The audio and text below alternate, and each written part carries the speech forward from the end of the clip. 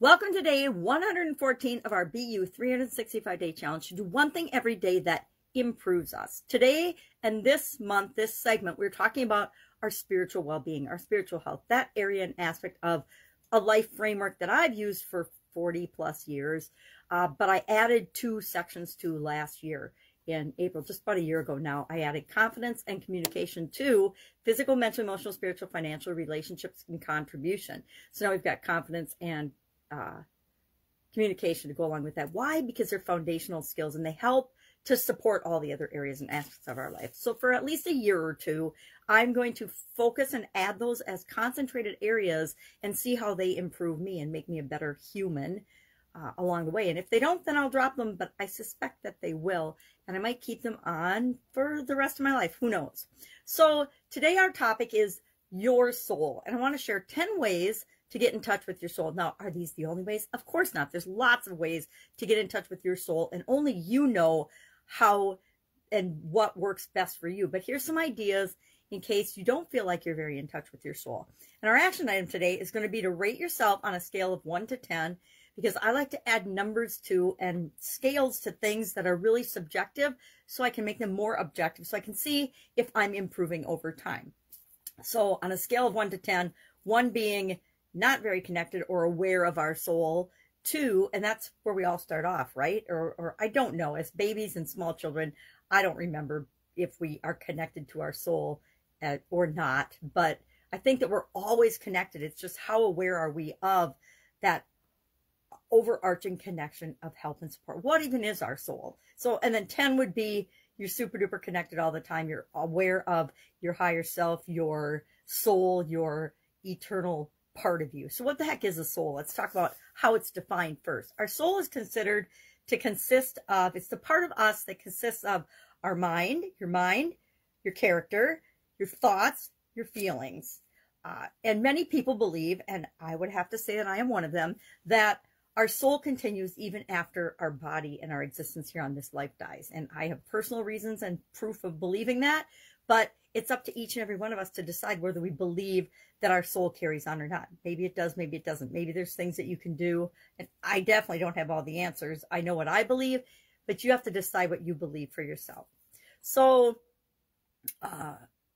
if our soul is that part of us that's the connected part of us, connected to our higher being, connected to God, connected to whatever you believe, connected to the universe, connected to everyone else.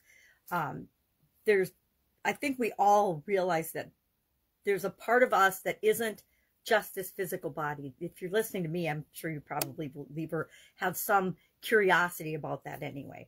So what are 10 ways? Let's just talk about 10 quick ways that we can get more in touch with our soul, right?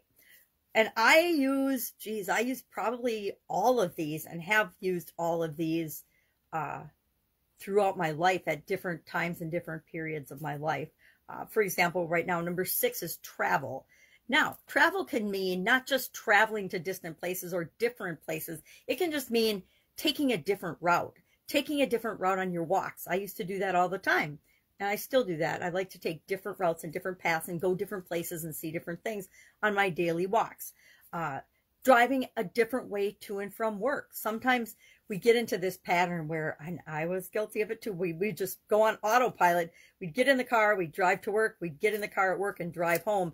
And obviously we successfully performed that task, but we had no conscious awareness of actually driving home. Unless, of course, we're stuck in traffic and we had to pay more attention.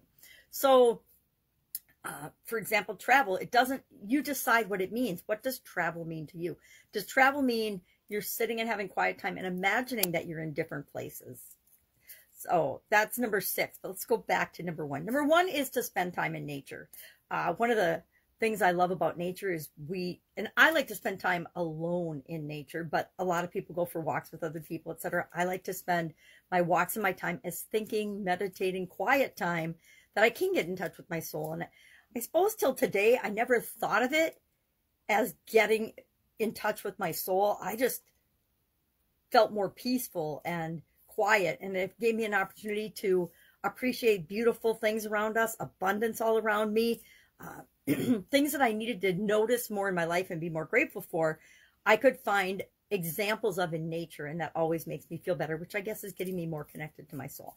Number 2, writing a soul journal. I just started doing a soul journal a couple years ago. It wasn't even the first round through the, I don't think it was the first round through the Get Up and Go Challenge the first year. I don't think it was till 2021 that I started actually doing a soul journal.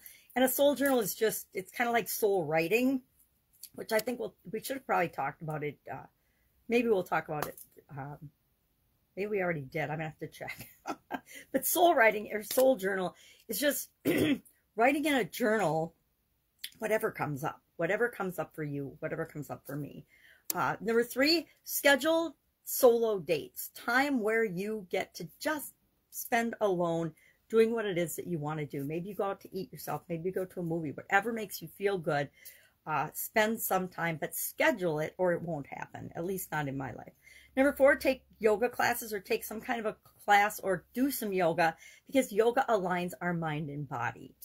Number 5, meditate. And again, meditation, hypnosis, all those things, you have to decide what methodology works best for you. I'm sure I meditate differently than a lot of other people, but I'm sure there's also people that meditate like I do. There's millions and millions, if not billions of people that meditate. Number 6, we talked about travel. Number 7, take long walks. Long walks, again, they clear our mind. They allow us to notice things that we might not be noticing otherwise. They allow us to be in the present moment, get more in tune with our body and our body versus the part of us that isn't our body, which I define as my soul. And they don't have to be long walks. I mean, long to me is different than long to someone else, just like it's different to you. But to take walks, and again, I like to walk solo, but some people like to walk with other people. If I'm walking with other people, I'm building relationships. I'm not trying to be in touch with myself or my soul. Number 8, offer to help other people. One of the best ways to get in touch with our feelings, our emotions, our mind, and our character is by helping other people and offering to help other people. Not just offering, but actually helping other people in ways that you can and have the ability to. We all have the ability and the opportunities to help other people. It's just, are we taking action on it and doing it, or are we just saying we're going to do it? Number 9, make time just to be and exist and not have every moment of your day and week and month and year and life scheduled. I have had phases where I don't schedule at all, and then I've had phases in my life where I schedule every single minute. And I found that there's a medium point in between where I feel comfortable, but I always have to schedule in time just for myself to do what I want, you know, and when I want. And then number 10, lose yourself in something you love. Have hobbies or things that you like to do that you can just lose track of time in because you love them so much. They make your soul smile and happy. And so, you know, they make you feel so good that they are right for you. So those are just 10 different ways that you can get more in touch and in better touch with your soul. You can share in the comments below how you like to get in touch with your soul, or on a scale of 1 to 10, where do you think you are right now with respect to being aware of and consciously connected to your soul? 1 being not at all, 10 being super duper connected, always aware of your higher self, your higher being, your soul, your impact on others, your character, etc. Any questions? Ask. Otherwise, I will be with you tomorrow, and I think our topic is our spirit. So what's the difference between our spirit and our soul? All right, have an awesome day, and I'll of course be with you tomorrow.